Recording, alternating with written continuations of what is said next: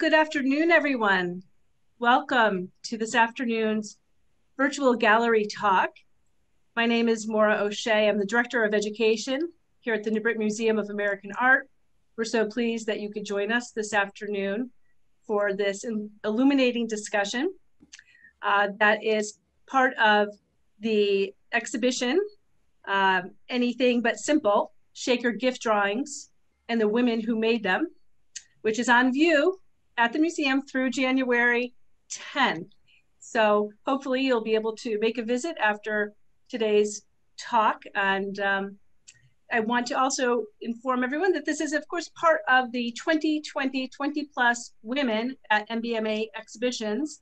It's a series of exhibitions through January of 21. Well, actually, it's going to go through this spring of 21, in which we have focused solely on works by women artists through numerous exhibitions over the course of a little more than a year. So thank you for joining us, and thanks to presenting sponsor Stanley Black & Decker and to the Bank of America for your support. So today it's my great pleasure to welcome today's speaker, Sharon Duane Koomler.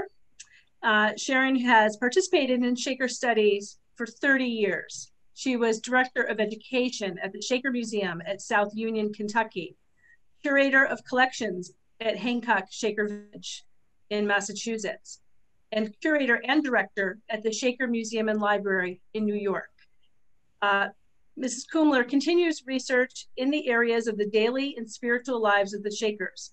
She's published a number of books, including Seen and Received, The Shakers, Private Art, and the chapter, No Strange Gift Ever Came from God, a discussion of Shaker gift drawings.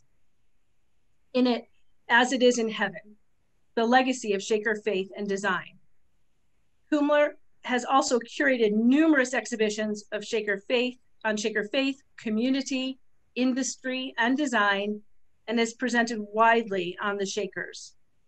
Sharon lives in rural upstate New York with her husband, Jerry Grant. And we're so pleased that Sharon is here to discuss Seen and Received, reflections on the Shakers' private art today. Welcome, Sharon. Thank you so much. It is really great to be with you all today. And it's a little odd because I can't see any of you, and I hope you can see a tiny bit of me, but it's really more important that we've figured out new ways to be together. And while I wish we were together in person and maybe even getting a chance to go through the galleries together, I trust that we are now in our most comfortable chairs and maybe with your favorite treat nearby. So let's talk about the gift drawings a little bit. I had the great fortune to work with this wonderful collection of gift drawings while I was the curator at Hancock Shaker Village. 20 years ago, we opened Seen and Received, the Shakers' Private Art, as the inaugural exhibition at Hancock's new Visitor Services building. As we prepared the drawings for conservation and reframing, I had the really amazing privilege of being able to see all of the drawings, both front and back. This is the same drawing, front and back, and to look at them, to study them, and to do literal transcriptions of each of them. For me, it was a lot more than the simple recording of words. As I worked through the entire collection, I found myself moved by the remarkable sense of giftedness of each one of them. And I'm not really sure how to explain it, but there were times as I was doing the transcriptions that I felt a passage in particular was written just for me at that moment in time. The resulting exhibition for us was a really powerful display of the Shakers' spiritual experience. And I do hope that you've had a chance, or maybe will have a chance, to see this collection on view at the New Britain Museum of American Art. Now, a year after that exhibition, I curated a partnering exhibit at Hancock entitled Inside Outsider Art, Expressions of American Self-Taught Artists. I placed the works of more contemporary artists alongside the Shaker gift drawings. For that exhibition, I included pieces by 20th century artists whose body of work was the consequence of some sort of epiphany or vision that resulted in a variety of spiritual works. That exhibit included works like this angel, by Howard Finster. Now, you may have heard of Howard before. He was a retired Baptist preacher who, like all good Southern gentlemen, opened a small engine repair shop, but that wasn't enough to keep him occupied or satisfied. He was a preacher, and he had been very spiritually moved since his early childhood. But in preaching, he said, preaching doesn't do any good, but a picture gets on a brain cell. And Howard went forward, creating more than 40,000 works of art that each had a message on them. I also worked with Mary Proctor. Now, Mary was raised by her grandmother after her parents died in her early childhood, and she was much beloved. Mary's grandmother died in the early 1990s in a house fire. Mary was told by the firemen that she died from smoke inhalation, not from being burned, which was Mary's greatest fear. But the reason that she died was because the smoke was so thick in the house that she couldn't find her way to the door. Mary was grief-stricken, as any of us would imagine, and in her grief, her deep grief, she received a call from God to paint and to preach. And she has gone on to do many different works, most of them having some kind of a message, and most of them really grounded in her spiritual movement. I also showed Gertrude Morgan, Sister Gertrude Morgan, who, while sitting one time at her kitchen table, was called on by God to become a street preacher and to save souls. She did. She moved to New Orleans and was a street preacher, and she used her sermons in art to become more visible, and she reached many people. I also worked with Frank Bruno. Now, Frank considers himself a watchman for humanity, and his works are really out of the book of Revelations. But he also wrote, "I'm just a brush. God sends the work orders." Now, maybe some of these names you've heard before, maybe not. But one of the important takeaways from that exhibition was that this type of spiritual art, that which is the direct result of a visionary experience or an extraordinary inspiration, is not an isolated phenomenon. It is an ongoing tradition. It was not and is not peculiar to the Shakers. Visionary art transcends the physical world and portrays a wider vision of awareness that includes spiritual, ecstatic, or mystical experience.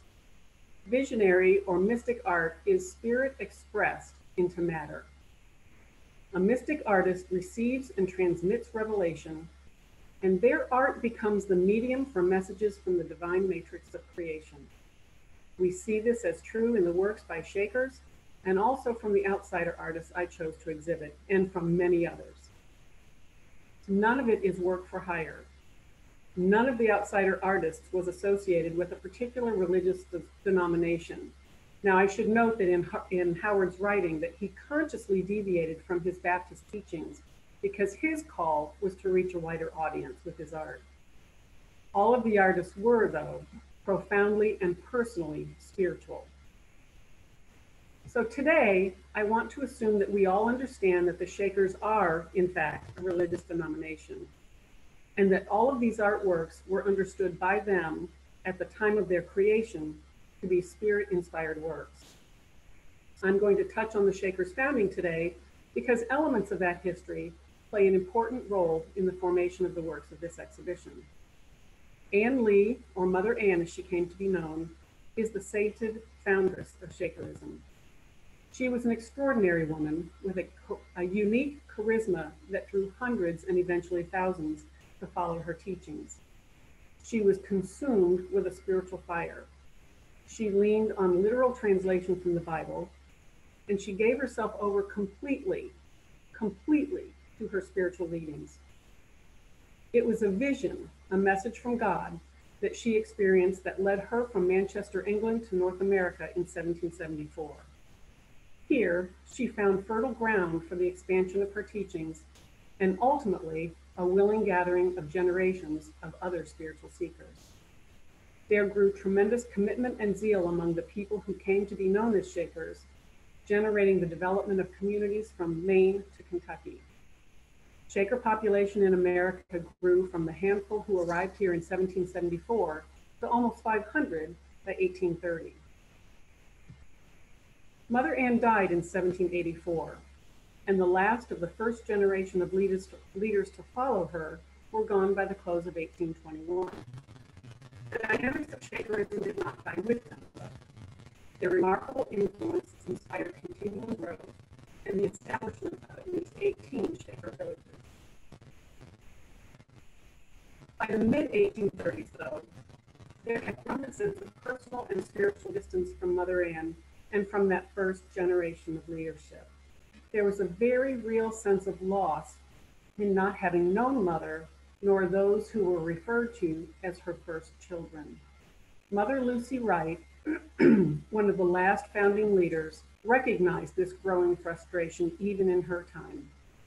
This was about the newer Shakers who really had only heard about but never known Mother Ann. Mother Lucy encouraged them, writing, "The young that never saw Mother and the first elders may feel to mourn sometimes because they have not seen them. It is not in seeing Mother that joins us to Mother. If you are obedient to the present gift of God, you will be as really joined as I am." Now, I should say that by saying the present gift of God, Mother Lucy was referring to the ongoing presence of God in their daily lives.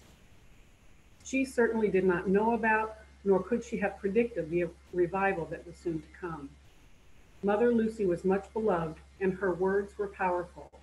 She died in 1821, but the significance of her guidance continued. Shakers labored for inspiration. In 1837, the community at Watervliet, New York, reported the spirit possession of several young girls that manifested in a whirling, twirling trance. Members at other communities reported similar experiences, including dreams and visions and spirit possessions. And here's from a journal. On the 27th of June, the Ministry of New Lebanon arrived in Canterbury, and on the Sabbath, while in religious service, administered a gift of spiritual life. They manifested a great anxiety for the return of spiritual gifts among believers and exhorted all to labor in a prayerful spirit for the gifts of God. This was the beginning of that wonderful outpouring of the Spirit in visions, in speaking, in singing, and in whirling and dancing that continued for years. Gifts were received by many Shakers in the forms of dances and songs and drawings. There are also recordings of what we might consider pantomimes of Shakers exchanging gifts with each other.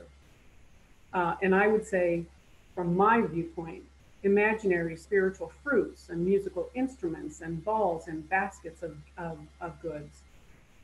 These events were all part of a renewed, intense religious revival that coincided with and was really probably fueled by the feelings of distance from the founding generation.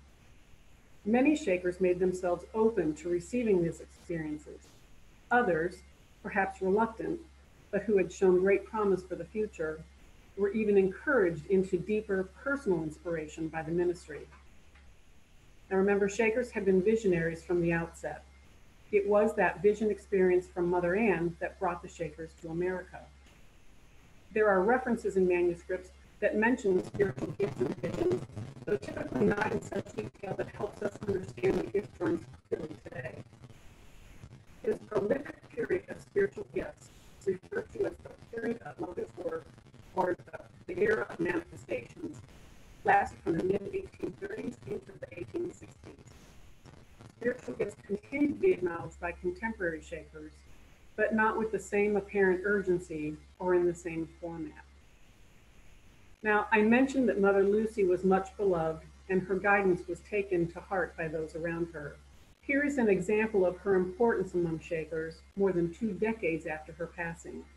She continued to be a presence for them, including in this, one of very many messages received from her during the revival years. It's a little book of communications received in August of 1842 and recorded within days. Thus said the holy angel to the writer, "Again, bow down thy soul and write this word in the name of thy ever-blessed mother. And thus do I commence to read in the name of this beloved one." The major remnants, though, of the gifts in the 19th century are the songs and the gift drawings, the gift songs and gift drawings. thousands of songs were recorded in manuscript hymnals. They were copied and circulated among the Shaker villages. Songs, by their very nature, are public and become communal gifts. Songs live on in the memory and in oral tradition. They were sung by many Shakers in many communities for generations after their composition, and they continue to be an active part of the singing tradition in the community at Sabbath Bay Lake today. There are in excess of 10,000 of those songs that have been committed to paper. The gift drawings, however, were singular works, and we believe they remained in the villages of their origin.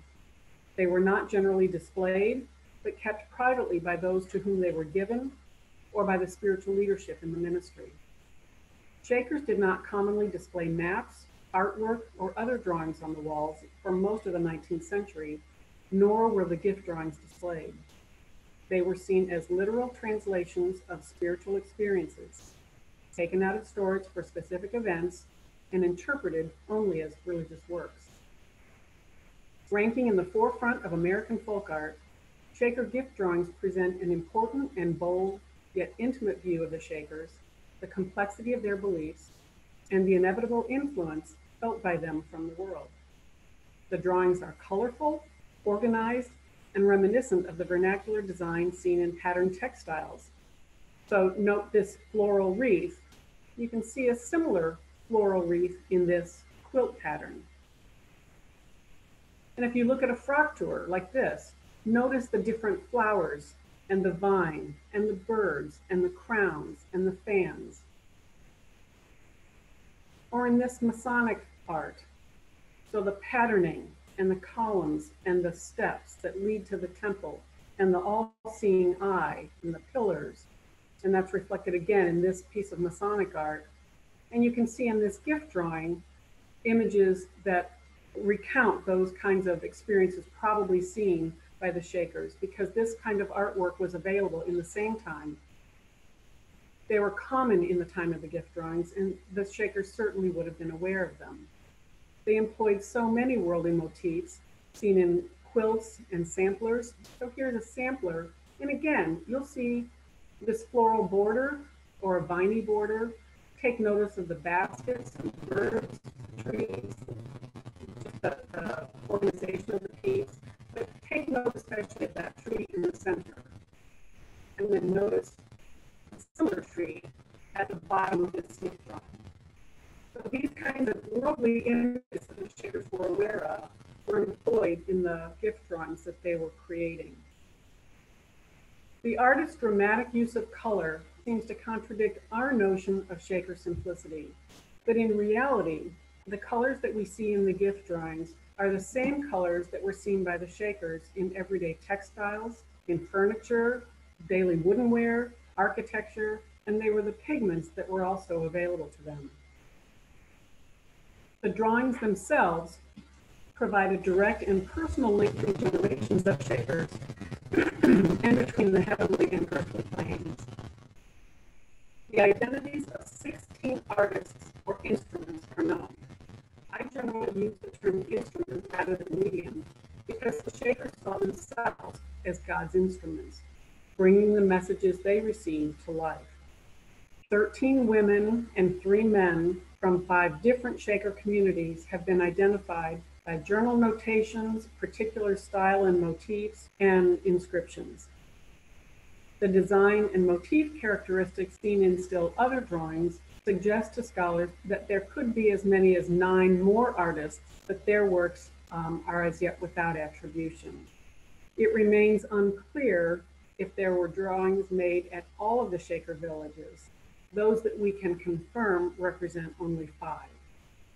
The majority of drawings were produced by women, and all of the major known works were produced by just 4 women in 2 communities, Hannah Cahoon and Polly Collins at Hancock, and Polly Jean Reed and Samantha Fairbanks at Mount Lebanon. Dan Patterson, a noted scholar on Shaker gift drawings, has speculated that there may have been as many as 1,300 gift drawings, perhaps more. Only about 200 are known to exist today in either public or private collections. The 25 drawings in the collection at Hancock Shaker Village represent the inspired work of 7 instruments from Hancock and Mount Lebanon. The collection includes the full range of expressions, including pen and ink texts, spirit writings, heart blessings, and the larger ink and watercolor drawings with floral and spiritual and temporal motifs. I'm not going to detail each of them today, but I will highlight a few. This is called a sacred sheet, and I think these are among the most interesting and probably the most baffling of all of the gift drawings. There are at least 8 of these attributed to Samantha Fairbanks, a sister from Mount Lebanon, Samantha came to the Shakers as a child along with her mother and 5 siblings. She grew to be a dedicated Shaker, rising to positions of leadership, including in the spiritual ministry. Samantha experienced trances that she recorded on paper just as we see here. Unlike other drawings, they don't have any easily recognizable motifs or text. They are characterized by patterned, cryptic, what I'll call spirit writing, perhaps messages sent in unknown tongues. I've often wondered if the larger patterns seen in some of these works represent some kind of celestial design, a pattern for the dance maybe, or some other organizing thought. I've stared at them through squinty eyes, from sideways, really trying to find something that helps me better understand them, and I'm still working on that. The works by Hannah Cahoon at Hancock include certainly the largest drawings and also perhaps the best known.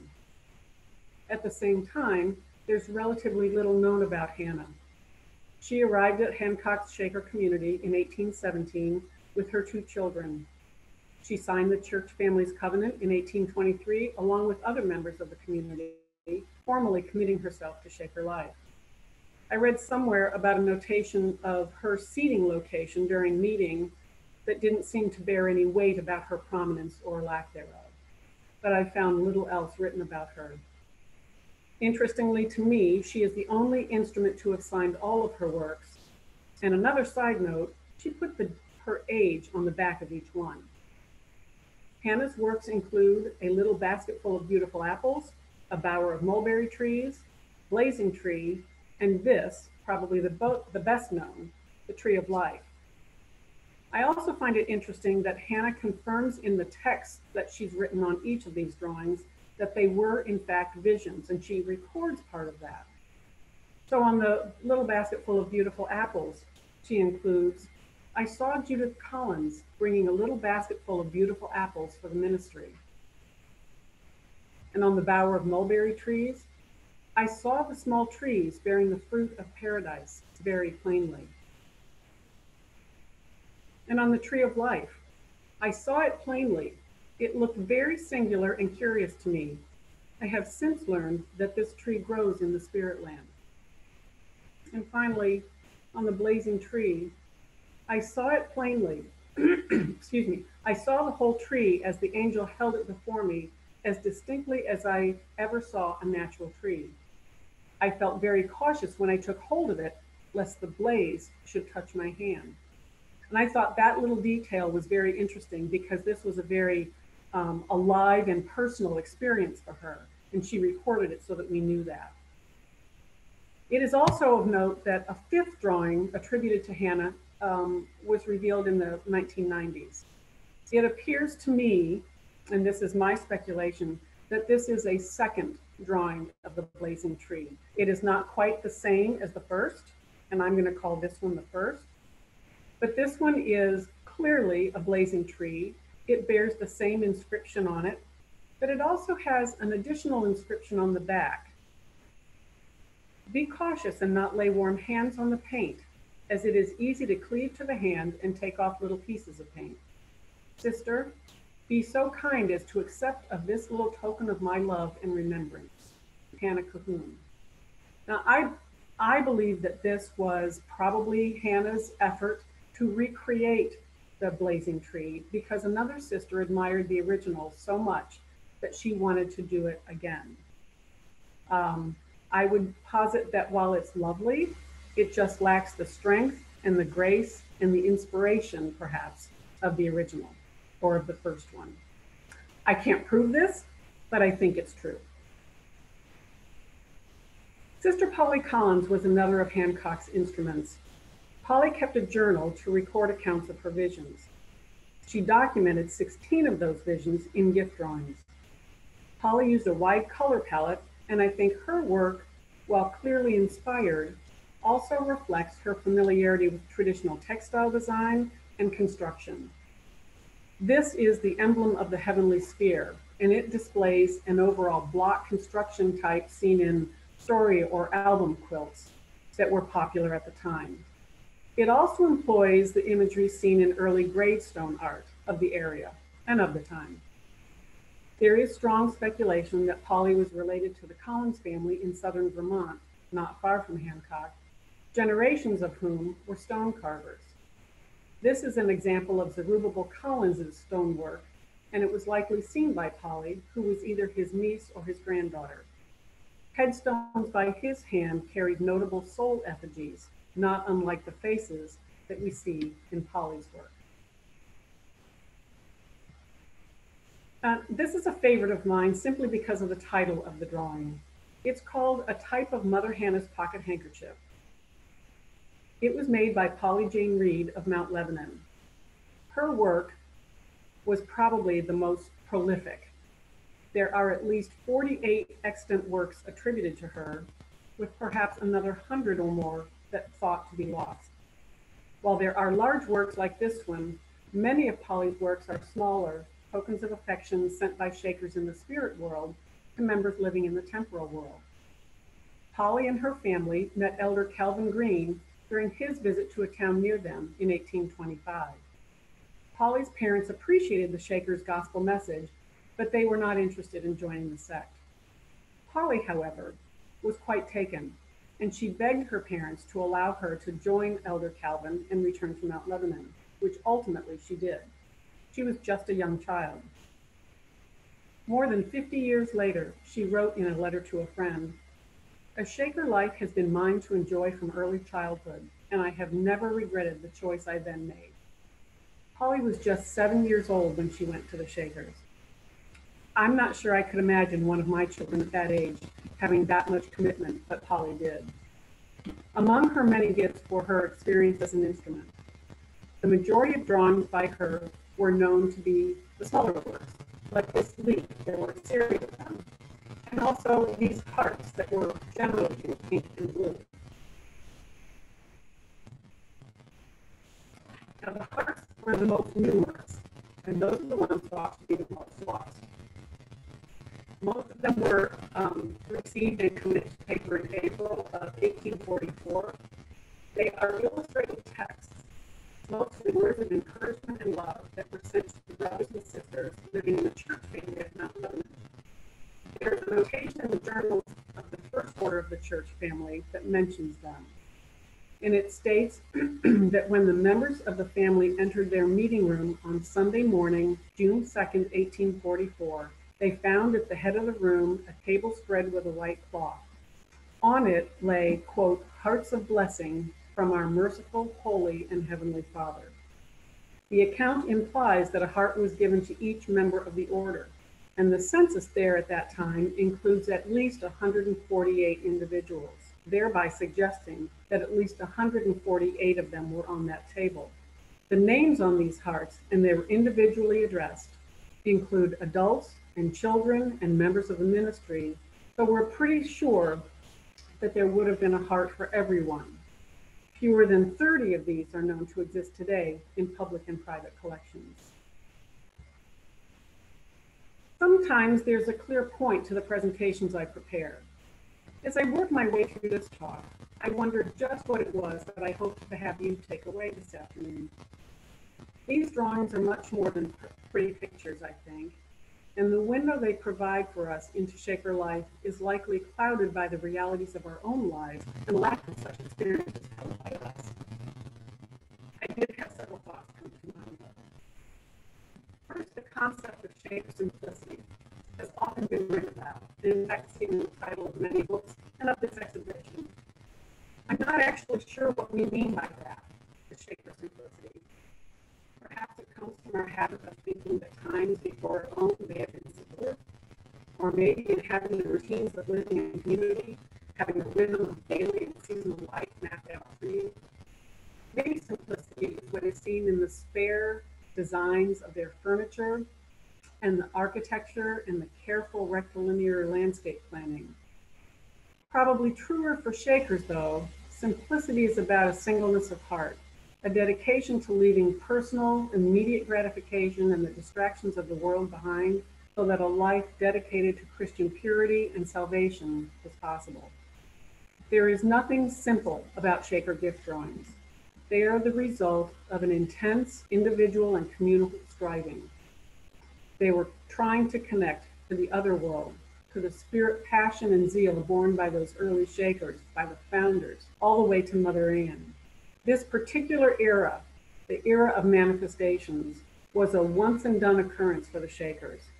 Not that there haven't been spiritual heights experienced or gifts received by generations who came before and after, including for those that Sabbath Day Lake contain today. They will tell you, too, that these gifts are not available just for them, but for anyone who is open to receiving them. Brother Arnold encourages that in his welcome to visitors to participate in Sunday worship meeting, as he notes, no strange gift ever came from God, so don't feel stranger or stranger. That's his way of inviting people to participate in song and testimony, however the Spirit shall move you. Now, I should mention right now that for the duration of the pandemic, Shaker meeting is closed to the public, so don't go yet.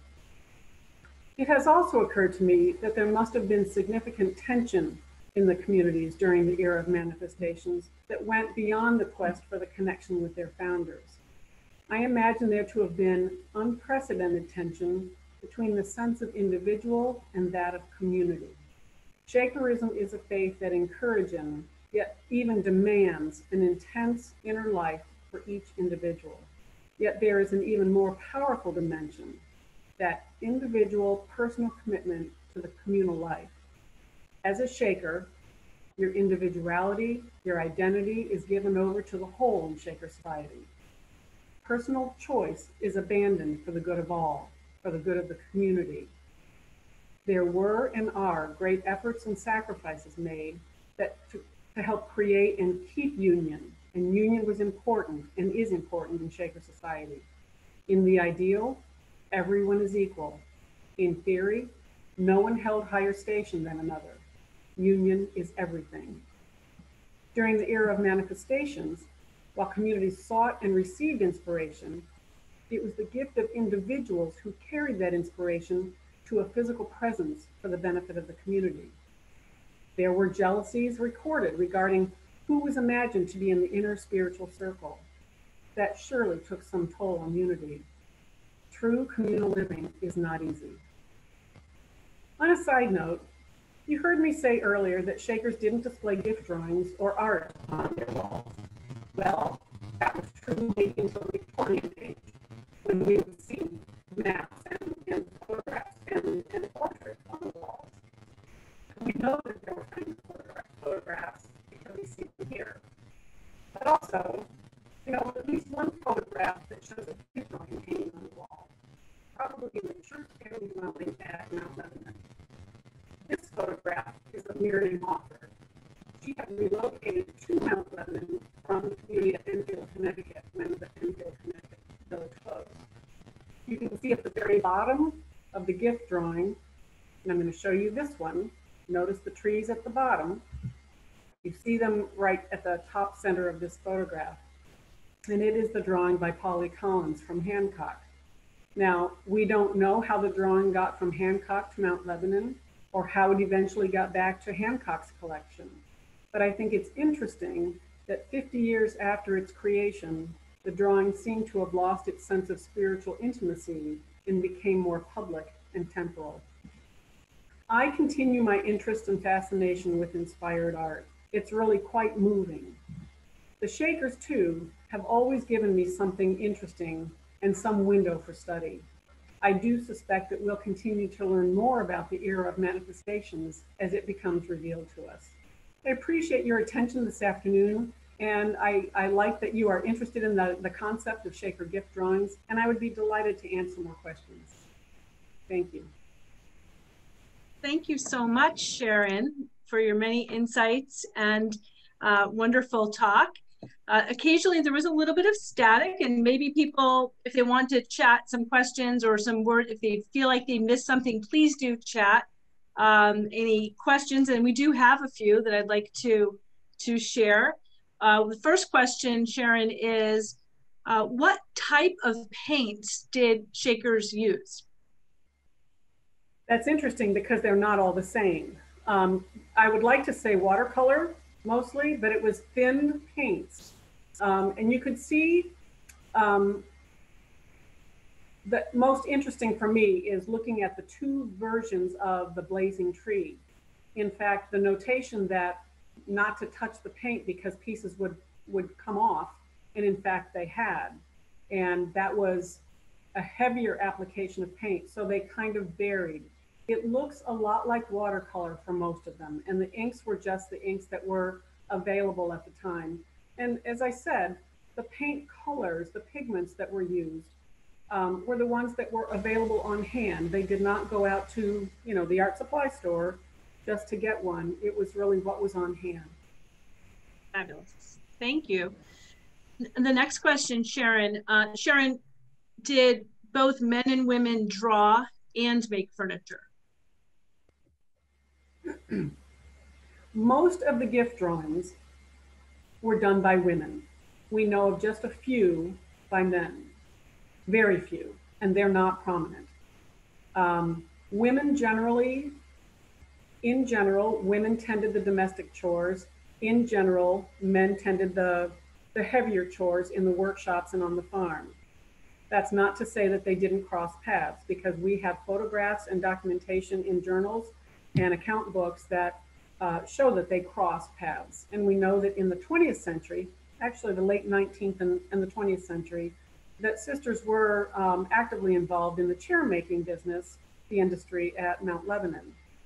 So you can often see where, when the need arose, the genders worked collaboratively to get something done. Wonderful. Wonderful. We have a few more questions, if that's okay, Sharon. I'm going to keep reading them. The next one is somewhat related to the answer you just gave, but nonetheless, I want to encourage questions.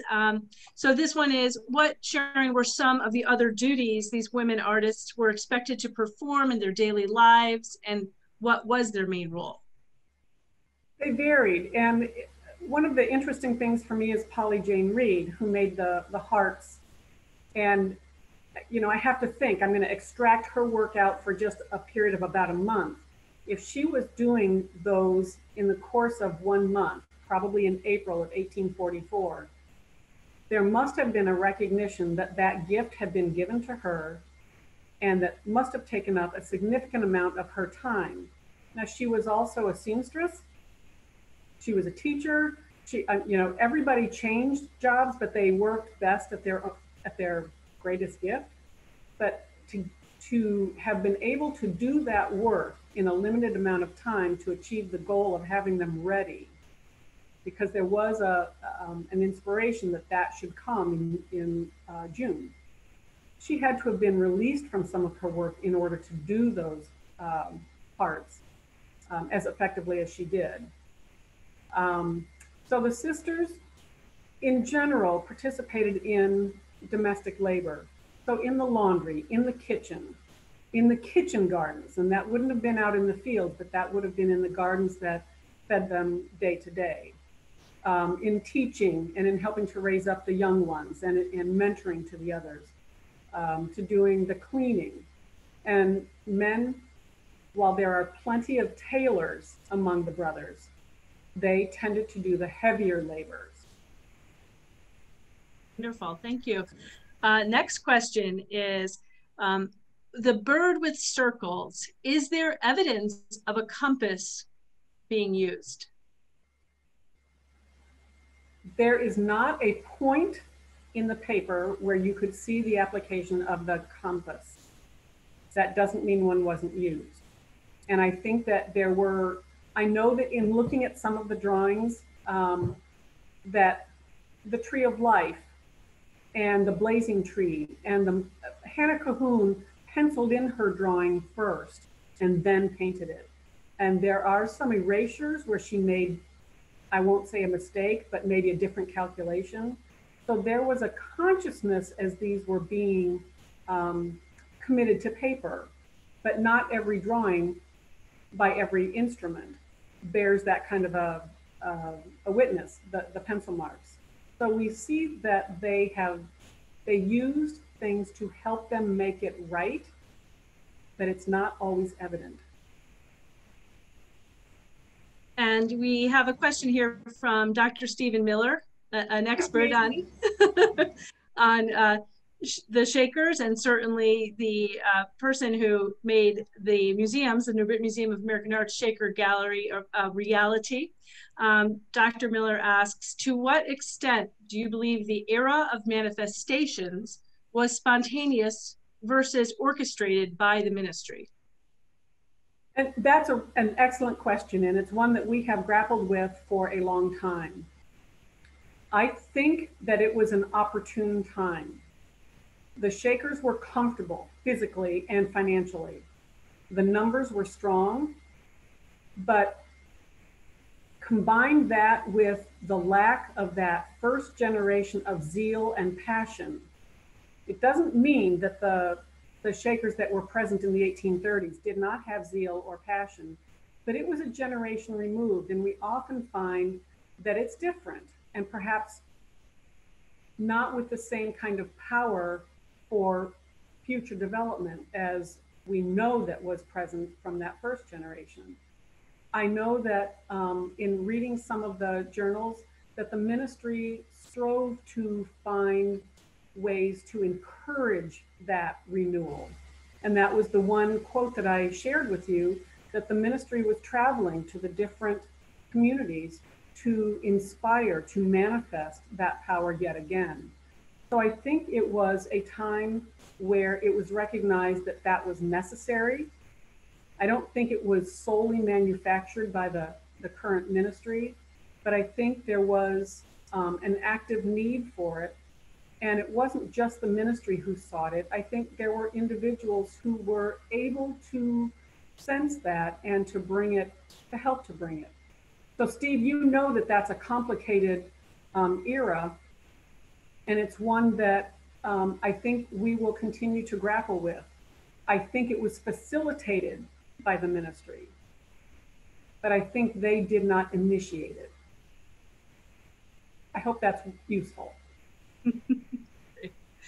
I'm sure it's great answer. Thank you. And then we have one last question, Sharon. The first part of which I think has been answered. So I'm going to read the second part of the last question. Did all the Shakers have some amount of personal time? You know, of course I would love to say yes, but when you are a Shaker, your personal time is as a Shaker. I have had the great privilege of having a relationship for the last 30 years with the Shakers at Sabbath Day Lake in Maine. And given the amount of time I've known them, I am still acutely aware that I am not a Shaker and that I do not know in that real sense what goes on in community. And what seems like personal time is always used as your Shaker calling. So where one Shaker might have some, what we would call personal time to be in the TV room with some friends who are visiting, that's a time of witness and testimony. When you're a Shaker, my understanding, what I think I see, is that you are always, you're always giving testimony by your very presence. So do you have time to sit and read a book? Of course you do. Do you have time to better yourself? Of course you do. Do you have time to just go ride a bike and daydream? Of course you do, because you are still developing yourself as a human being and developing your spiritual life. So I think that that's the best way that I can answer that. I had another thought that I was going to share, and right now it has escaped me. Well, that was a wonderful answer. No, I do want to tell you one other. Good, good. So, and I do hope that you have an opportunity to get to the museum and to be present with the gift drawings. There is something that, you know, I really appreciate everyone who took the time to come and be with us today, to listen and to think a little bit differently about gift drawings.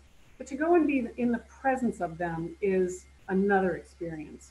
I know of more than one individual, but I can speak about one woman who came into the presence of gift drawings and was physically and emotionally moved in a way that she had difficulty putting into words.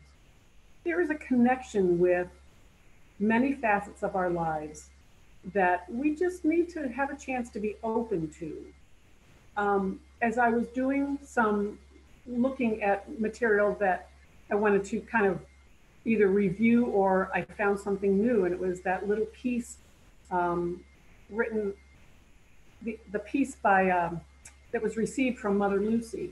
I hadn't known about those before, and they were in the museum that I worked at and I was a director at, but I hadn't had my hands on it. And there was something very visceral about being in the same space and in communication with that piece. So I really hope that if you have a chance to visit the museum and to just stand in the presence of the artworks, it's a worthwhile effort, and I think you'll find some meaning in it. Thank you, Sharon. And I wholeheartedly agree with what you just said. What a wonderful invitation to visit the museum and really spend time with these incredibly intimate, beautifully drawn and felt images. Please join us at the museum. Please join us for the talks that are coming up. There are so many things happening digitally. We're so thankful to each and every one of you, our members, our docents, our friends, our new friends, and thanks to Sharon for spending time with us today. We greatly appreciate your participation and your support. So stay well. We will see you next time. Thank you all. Bye.